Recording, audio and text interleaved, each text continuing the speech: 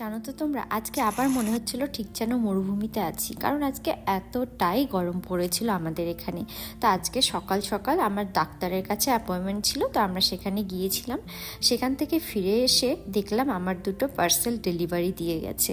Parcel দুটো দেখে তো খুবই খুশি। মাত্র 3 দিন আগেই অর্ডার করেছিলাম অ্যামাজনে কিছু। তারপরে সোজা চলে আসলাম রান্নাঘরে, কারণ অতনু এক্ষুনি আবার বেরোবে ইউনিভার্সিটিতে। তো আজকে আমার বেশি কিছু রান্না করার নেই, শুধু একটা ডিমের অমলেটই করছি, কারণ কালকে আমি যা রান্না করেছিলাম সব ধরা আছে। দেখো, তার জন্য লাঞ্চ প্যাক করে দিয়েছি। সাদা ভাত, আলু আর বিনসের ভাজা, আর ডিমের অমলেট আর ডাল। পুরো দেশি খাবার আজকে সে নিয়ে যাচ্ছে। আর আমি খাচ্ছিলাম সকালের ব্রেকফাস্টে মুড়ি ডাল দিয়ে, আর 1 গ্লাস জুস নিয়েছিলাম। ব্যাস, এই ছিল আমার ব্রেকফাস্ট। আমার মুড়ি খেতে এখন বেশ ভালোই লাগে।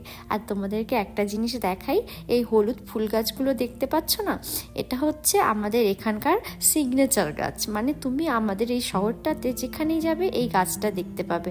আর জানো তো, এই গরমে এই গাছটা মরে না, যতই গরম পড়ুক, খুব ভালো থাকে। তারপর আমি খেয়ে দিয়ে চান্দান করে বসে পড়লাম বক্সগুলো খোলার জন্য। বেশি কিছু অর্ডার করিনি, আমার কিছু দরকারি জিনিস অর্ডার করেছিলাম।